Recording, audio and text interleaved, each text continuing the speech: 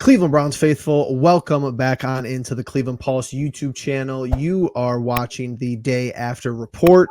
This is when we come on 1 or 2 days after the Cleveland Browns play on Sunday, and we talk to everyday Browns fans. This week's guest, not only is he one of my best friends, but he's a father. He's a Browns fan. Turner Mudrock, welcome on to the show. I know you have a lot to talk about. Deshaun Watson, Kevin Stefanski, the offense, yards. Let's just open it up for us here. 1 and 2 after 3 weeks. Bad performances in both the losses. Average performance in the win. Just take it away for us. I'm curious to hear your opening thoughts here. Honestly, fumble on the first kickoff, first play, touchdown, I was jumping and screaming. I said, this is in the bag. Me too. And then we lose. Honestly, I thought Watson was back. I was texting all you guys. I said, Browns are back. Watson's back. And I jinxed it.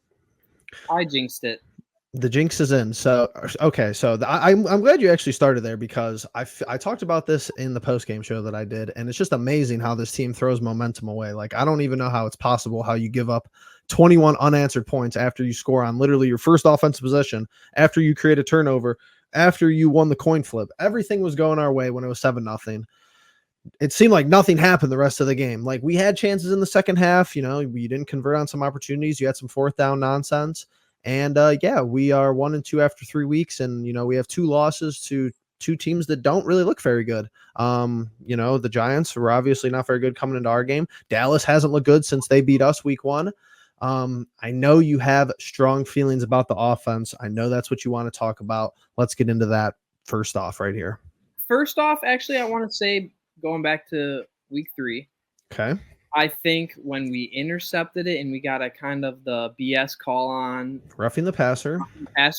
Yep. We go and celebrate in the end zone. I go, whoa. Why are we celebrating? Choreographed celebration too. I knew right then and there they're going down, scoring a touchdown, and then it was going to be a long game from there. Right then and there, I could have told you we were probably going to lose. As soon as that happened, I go, wow, we just over-celebrated, and we think we're the best ever. And whenever we think we're the best ever, we get pooped on for whatever reason. Don't like it. I like being the underdog. I think every time Cleveland's the underdog in any other sport, we always win. When we're the favorites, it never goes good. Yeah, so that, like you said, though, the expectations get raised. I mean, imagine last year, and let's just think back. Let's do a little comparison. They weren't supposed to win any games last year after all the injuries, after Chubb, and after you're on your third-string quarterback. It's just Flacco out there, so there's no pressure. You see that this year. I hit on that, too, at the post-game show. I feel like the team's playing under pressure. The defense looks like they're kind of pressing, trying to, make some plays or just do things that didn't look like the Jim Schwartz defense last year.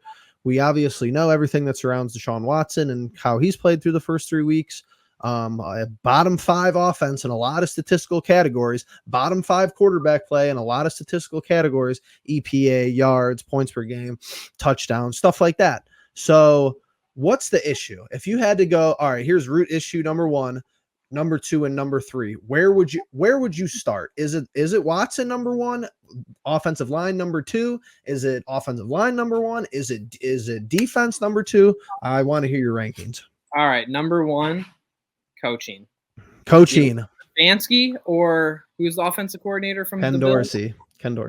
Ever since the Bills got rid of him, they've been flying. Yep, Joe Brady. They've been so good. Everyone is flying. They don't care who they have at wide receiver. How many touchdowns he have Monday night? He had like 4 in the first half. There you go. Watson, as much as I've been off and on about him, I think he's just too much pressure and too much going on in his mental state for him to really be good. Okay. I think also I'm really excited to watch him play in indoors. I think he thrives in indoors and on turf. And I think all these outdoor games are kind of like he's not in his element. Okay. Stefanski, though, not letting the starters play in preseason at all, I think really, really hurt us for the first 2, if not 3 games, especially the offense. Maybe the defense, I feel like the defense just comes and plays every game. I mean, the Cowboys, yeah, that was first game, but we only let up how many points versus the Giants? And we were punt. And they still went out and showed out. I mean, Should have had the INT. Should have been a little different game if we would have got a couple first downs. The defense wouldn't have been out on the field so long. Stefanski's the head coach, so he's got to be blamed. But the pressure, what is up with this pressure? That's what I want to know. Why are we being pressured so much, and why are we not addressing it week to week? Yeah, and it's so with you saying that, here's what bothers me, because you bring in Ken Dorsey, the running joke of the Browns, the running like staffing and coaching staff joke the last 2 or 3 seasons whenever we hired him is that Alex Van Pelt kind of stood there as the offensive coordinator and nobody really knew what he did. Stefanski called the plays. It was a topic every offseason. It was a topic after we would lose during the regular season. Oh, play calling this, play calling that.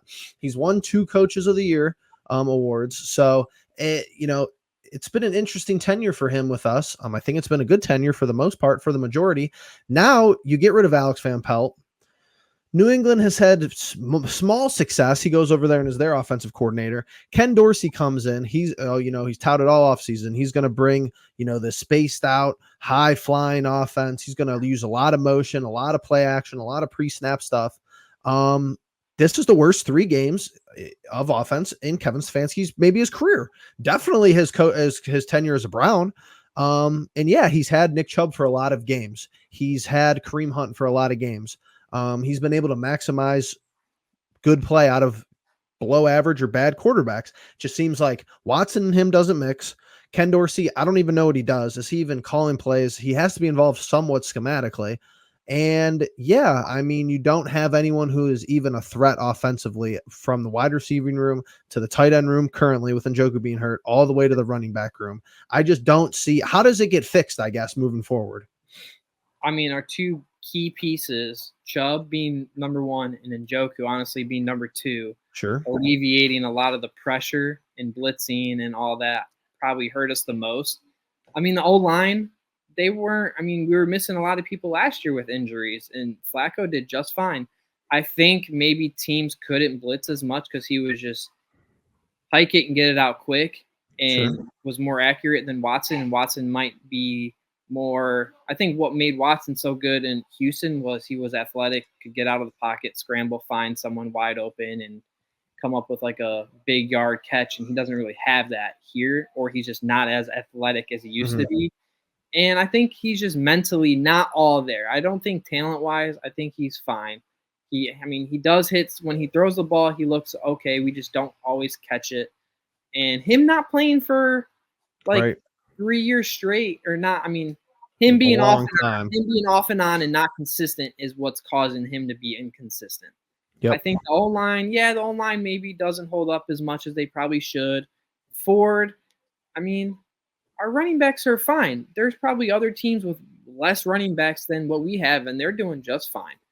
I think Ford can handle his own. Foreman can handle his own. Do we want Chubb back? Of course. He's like our saving grace. He's what's made Cleveland for their offense. Like, hard-nosed, run the ball, like he's that guy. And especially in the 3rd and 4th quarter where we don't have that guy to rely on the run, we're kind of struggling with leaving it in Watson's hands until he gets consistent. I think this game, though, week 4, I think he will step up a little bit. Either Ford's going to step up or Watson's going to step up. One of those 2 guys are 100% going to step up. Raiders defense is not. Chubba Hubbard just had a bunch of yards on him, and Andy Dalton just threw 3 touchdowns first time. If one of those 2 guys don't have a good game, win or lose, there's got to be serious question on the offense, because it's only going to get tougher from here on out. Let's stay on that too. Okay, I'm looking at team stats here, or I'm looking at actually individual stats, but more in a team manner. So the week 2 game, 18-13 win against Jacksonville.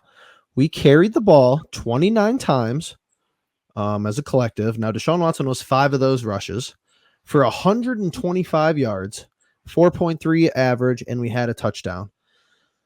This last week, we had 14, 16, 18 rushing attempts. So 11 less rushing attempts and half the yards, if not more, 37 from Ford, 26 from Watson. And Watson's your second, leader in the rushing categories.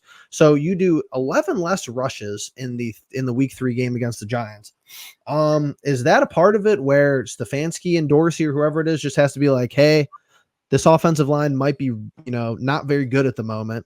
Our running backs might not be elite, but do we just have to keep handing the ball off, even if you're not generating a whole lot of yards on the ground, even if it's 2, 3, 4 yards, just so defenses aren't sitting there like, hey, this is going to be a pass all day, every day? Yeah, we definitely have to run more. How many touches did Foreman have? Foreman, I tweeted this yesterday. In week 2, Deontay Foreman had 14 carries for 42 yards. Not a good average, but he had 14 carries. They made a conscious effort to give him the ball. Sunday, he had 2 carries. I said, somebody in the media room needs to ask Kevin Stefanski about that. Somebody needs to grill him about that and why that happened. Yep. Why is he getting so many carries, even if not averaging? It's not like he had a really good game where he was hot. He started, though. They started him. Ford, how many carries did he have? Like 12? Sunday, he had 10 for 37 yards.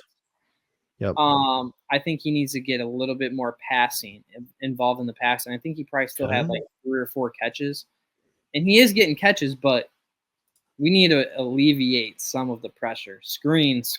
Where's the tight end screens? I know we don't. Adkins might not be Njoku, might not be as good at yak and after the yards after the catch, but still just alleviate some of that. He might get 5 or 10. You never know. Right. The one play where it was like 4th and 3 and Watson hit Tillman on the slant and he dropped it. Adkins was going to be wide open in the flat. He should have easily hit him for a first down, kept the chains going. We probably, who knows what would have happened if he would have just did that. And there's a couple other plays where Watson just doesn't want to get the ball out for whatever reason. He holds on to it too long to strip sack. He drops back. I mean, to Judy, he just needs to get it out quick and just let it go. And I think he's just not trusting his receivers. Probably doesn't have enough consistency with Judy yet, or like on the same page. But I mean, Amari Cooper, they've been there for 2 years now. Like they need to just throw it to him, see what he can do. When he had D-Hop in Houston, he was just chucking him the ball and D-Hop was coming down with it. Amari Cooper, I mean, Flacco did the same thing with Cooper. Chuck it up to him, he'll get it. One-on-one, he's probably going to win 50% of the time. And if not, he'll bat it down. It's not going to be an interception every single time. And if you do, or he'll get a pass interference call. Or if you do throw an interception and it's a deep pass, it's a punt. Oh, big deal. We got a great defense. I can live with an interception here and there. Can't live with you just dancing around the pocket and then or scrambling and getting strip sacked or not making a move when someone's possibly open.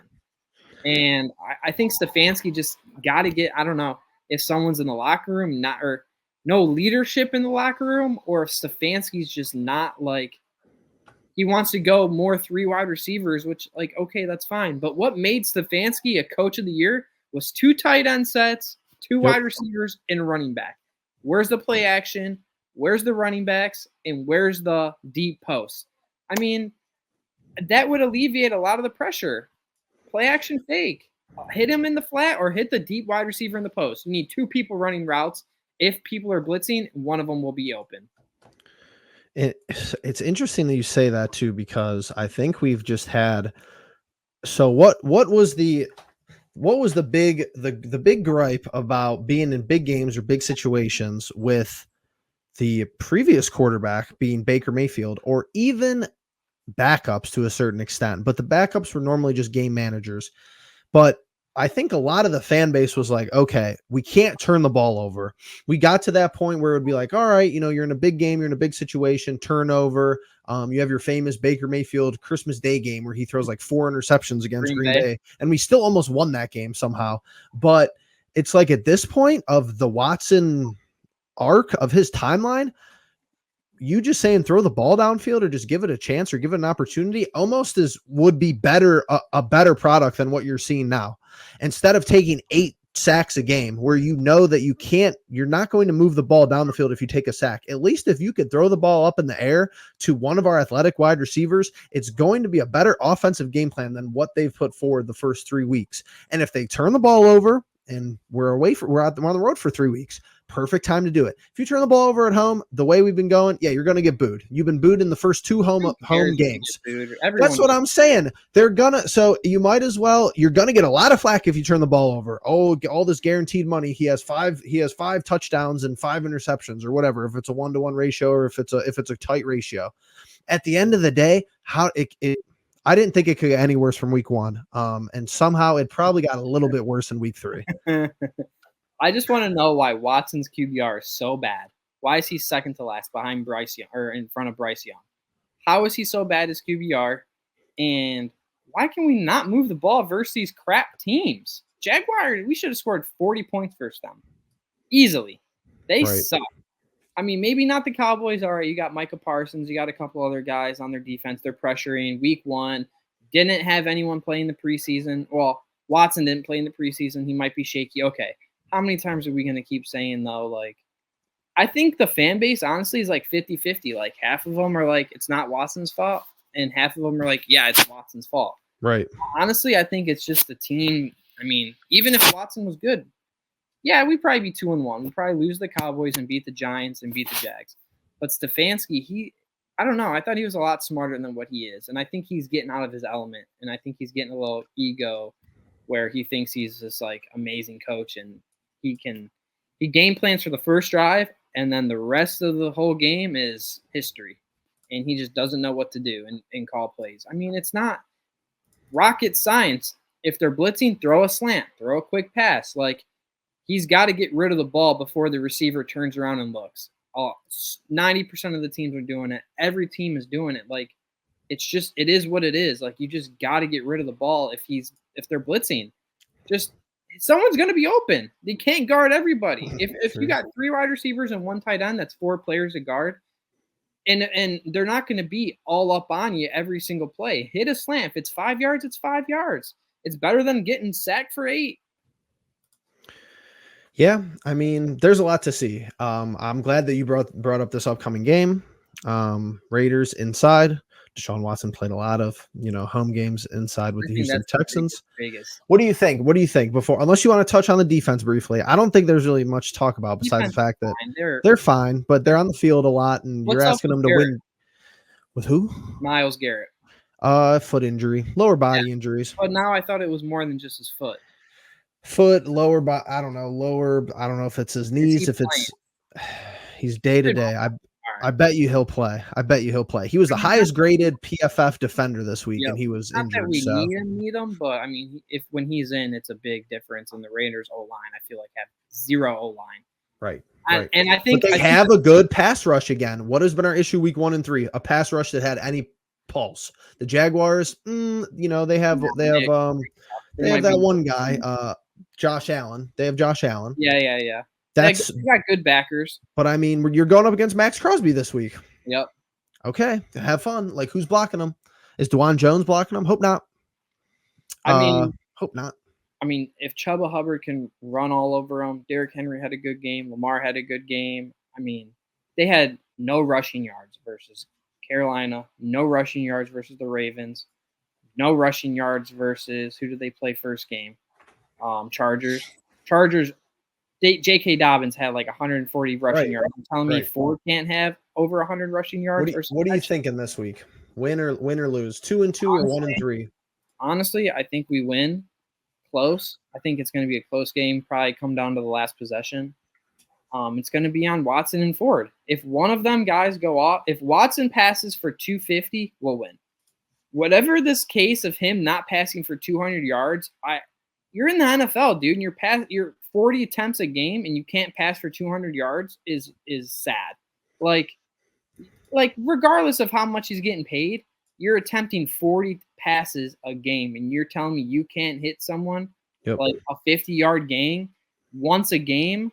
Like, I feel like Flacco was doing that in his sleep. I don't know if it was lucky or just like if people were just making plays for him. But you got Judy. He's a deep threat. Cooper, he's a deep threat. Elijah Moore, he's mid short range. Like, Ford's in the short range. I know if he had Njoku, he probably might have a little bit more because of the yak. But hit these guys deep. Who cares? Stop Stop throwing out of bounds and stupid shit like that. Like, okay, if you don't want to, can't always be perfect and accurate, but give your guys a shot deep at least. I mean, the Cooper play was 25-yard touchdown. That was a dime pass. Where was that the rest of the game? He had no time. Okay, then you got to change your game plan. Hit some slants. I mean, Judy is not bad. They're not bad wide receivers. They're not bad playmakers. I think he's just overthinking that he's getting blitz and has no time. And since no one's looking at him or no one seems wide open, I think that a great person who I've watched twice play, Kirk Cousins. Okay. He has guys wide open, and you know what? He pump fakes and beats around the bush and just doesn't throw it and then gets sacked. And I'm like, get rid of it if you're like – if you got to throw it to beat defenders and to be good in the NFL, you got to throw it when their guy's not looking. Or the defender, it's going to be too late. If they're looking at you and you're making eye contact with them, it's too late. Too late. Ball's getting batted down or it's getting picked. People are too fast now, and people are just too good and read the defense or read the offense too good. You got to have plays where the defense is still dropping back in coverage, even if it's a 5-10-yard curl. What happened to these short, good plays that Stefanski – I feel like Stefanski was such a good blitz beater. He beat people with the blitz on Baker. I think Baker's issue was he couldn't see over the line. That was his only issue with the Browns. Mm-hmm. Watson, I mean, Watson's not getting any balls batted down. It's just he's not making the throws, and he's not getting the ball out in time. Stefanski and I think he needs to be a little bit of a leader. If Watson was a little bit of a leader, I think Browns fans would probably lay off of him. And I think he just needs to have one really good game. I think he needs to go for 300 plus, 1 or 2 touchdowns, and people would lay off of him. But if they want to win 250 and then at least 100 rushing between everybody, Watson running and the running backs. If that doesn't happen and we have turnovers, the defense is on the field too long, it's cooked. We'll lose by 7 or 3. It'll be a close game either way, but. And it's just like we have, once you have an organization that's been like that we've kind of had these last couple of years, you go through these trends where rarely, it kind of is rare for Browns fans, but you have the same coach who's played some guys around the league. Gardner Minshew played really good against us last year. He was with Indianapolis, but he played really good against us. And that could happen again this week. If you don't know how to game plan for him, if you don't know how to scheme up for him, I know you're in a different system than he was last year, but yeah. So interesting. You have us winning this week. Cool. I think Minshew just not a good mobile quarterback either. We shouldn't have to pressure a lot. Can drop guys back in coverage and be fine. That's why I was asking if Miles is playing. I think my biggest thing with Miles is in the NFL in general, he gets held every single play. And it's held a lot. One flag a game he gets. That's it. That's like the refs make a decision. All right, Miles is getting 1 flag a game. That's it. We'll decide when we're throwing it. Yep. It's that could be in a big spot. Could be in a nothing spot. Yep. It's held every single play. It's not even fair. If that was anyone else, they're throwing the flag consistently. Just because it's Miles and he's just so much better than everyone else. Can't give him every freaking hold. It's like, okay, well, that's fine. But I think number 1, yards. If we get yards, even if it's a long drive, and even just get a field goal. Right. Between the punt. Yep. Punt. 1 or 2 touchdowns is fine. That'll beat the Raiders. They're not going to score on the Browns defense. If they do, it'll be big shots to Devontae. I mean, I think we're going to have to really guard Brock Bowers. It'll be us beating ourselves, though, basically. Yep. Yes, I agree. They have, Zamir White, Alexander Madison, we should contain them to under 100 yards. Easily. They should not be running the ball. All right, so that means focus on the pass. Make them beat you running the ball. 2 men deep, 2 safeties deep, that's it. That's all you got to do. If you got to play the nickel the whole game and guard and have someone shadow, if you have to have, Ward has to be shadowing Devontae Adams the whole game. Yep. The whole game. Wherever he goes, Ward is going. If Ward needs to come out and take a break, all right, then Newsome's on him. I think man-to-man, you have to run man-to-man, no zone. I think Minshew actually will pick you apart if it's zone. Man-to-man, get a guy in his face, make him win the 50-50 balls. 2 safeties deep, don't let him go deep on you, and make them run the ball. They can't run the ball. That is the sad thing. The Chargers, I think the most rushing yards they had was versus the Chargers, and the Chargers rush defense is not good at all.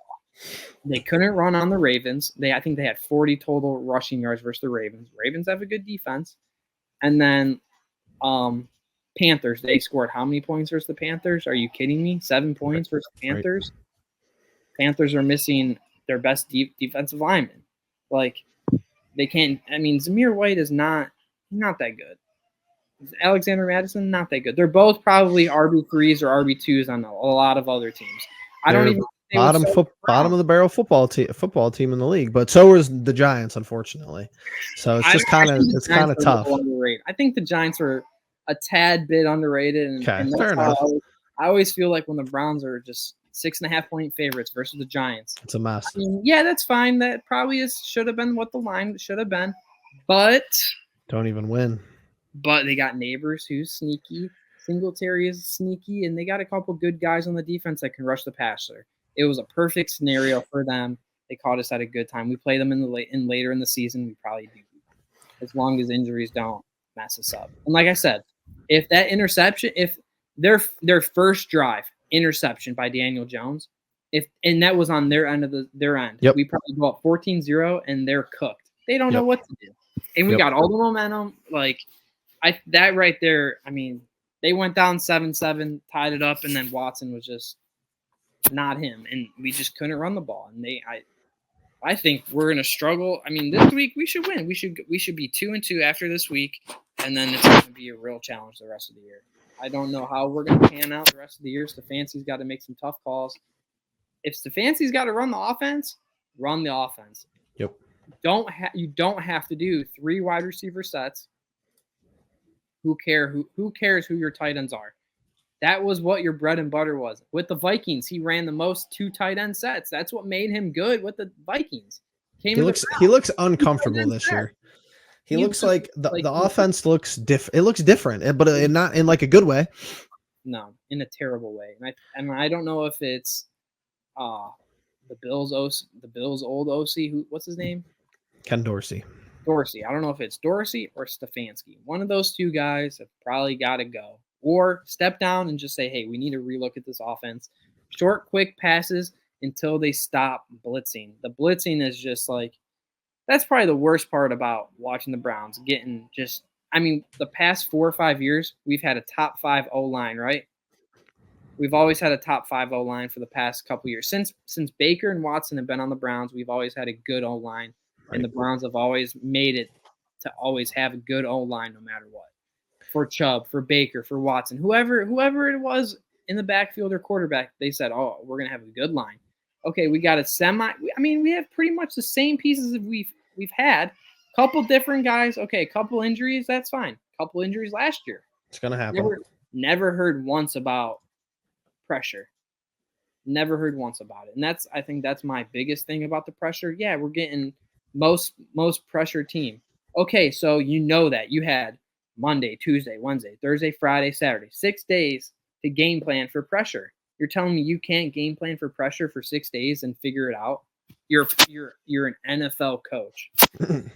You should be able to know how to, okay, you know what? He's going under center or he's going shotgun and we're going 2 tight end sets. And you know what? We're going 3 yards every single play. 3 yards will get you a first down.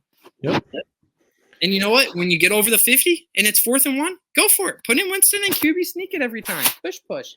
Who cares? You know he's going to do that. I mean, it's interesting. One of these times, though, he's going to fake it, and the deep ball will be there for Winston, and he'll throw a touchdown. And everyone will be like, oh, my gosh, that's the best play ever. That's the best play. He wants to run something like that. He already did the handoff instead of the tush push. But, yeah, I mean, insightful conversation, What do you think? I think Stefanski's good after a loss. I think if Myles Garrett plays, we're going to have a chance. If he doesn't play, I don't think we win if he doesn't play. I agree with you on the football. Limit the sacks. I mean, it's all kind of plain writing on the wall. Watson and Ford. Who else are you looking to besides Watson and Ford? I mean, unless you want to give Deontay Foreman the keys back, but Stefanski kind of seems a little bit bipolar with him. So I don't know if it's something that's realistic. If he's going to go out there and give Ford 15 carries, he's going to give Foreman 15 carries. You're going to have Deshaun throw the ball. I just don't see how Deshaun throwing the ball 40 times wins us a lot of games. How about some like jet sweeps or like some fake like trickery plays? Our like, jet sweep bag is terrible, though. The Elijah Moore jet sweep is terrible. It's terrible. Judy. What about Judy? I guess it's been terrible. Stefanski isn't really good at calling plays like that. He never has been. What about some like a Philly special down on the goal line or something like that? Like, got to get to the goal line. I don't even know how many. Did we even get? Did we have a red zone play? Did we run a play in the red zone Sunday? I don't think so. I don't even remember one, unless I'm totally, losing my mind. But the touchdown pass to Cooper was 28 yards, right outside of the red zone. Yep. I don't know how many plays we even ran in the red zone Sunday. That's another like you just need a. You can't even get to Stefanski's best play calling because we never even get there. We're like, oh, we're over the 50. Cool, nice. Hopefully Hopkins can take this field goal, and he misses. Yeah, I don't know. They just need to have yards. I think if Watson has a little better stats, people would lay off him, win or lose. If he had 250 yards, right. 300 it's yards, just clear he's not the issue. He's averaging 180 passing yards as a Brown. That was last year and the year before last year. He's averaging the same amount per game. If you look, his first couple games, 185 yards. Last year, 185 yards. This year, 185 yards. We're passing more than we ever had, and he's still averaging only 185.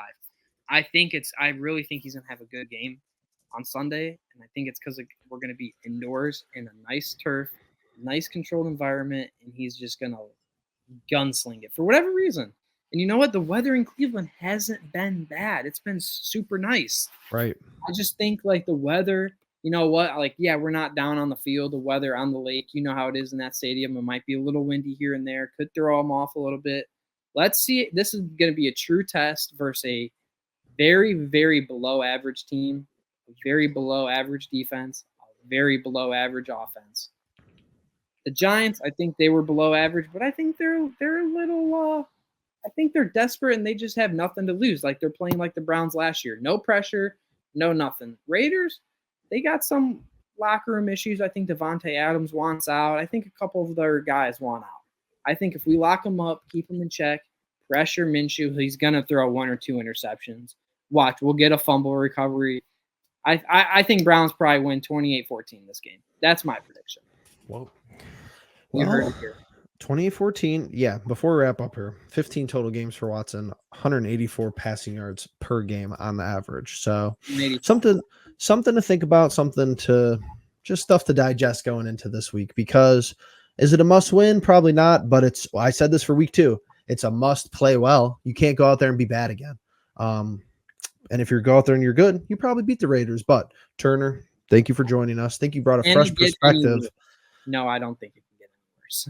Can it get any worse? We hope not. Well, we appreciate you joining. The Cleveland Pulse brought a good perspective here, talking about Stefanski's offense and the 2 tight ends. Guys, everybody out there, I will talk to anybody. Justin will talk to anybody. Get on. Some guys arguing with me in my Twitter replies yesterday. I said, come on the show. Oh, I don't want to. For what? Your small amount of viewers? That's exactly what he said to me. We will have anyone. We're bringing on friends. We're bringing on family. We're bringing on enemies, whoever it wants to be. Turner, week 3 day after report. Appreciate you being here. Everyone following along this long, hit the like button, subscribe down below. Yep, like and subscribe, and we'll see you guys in the next one.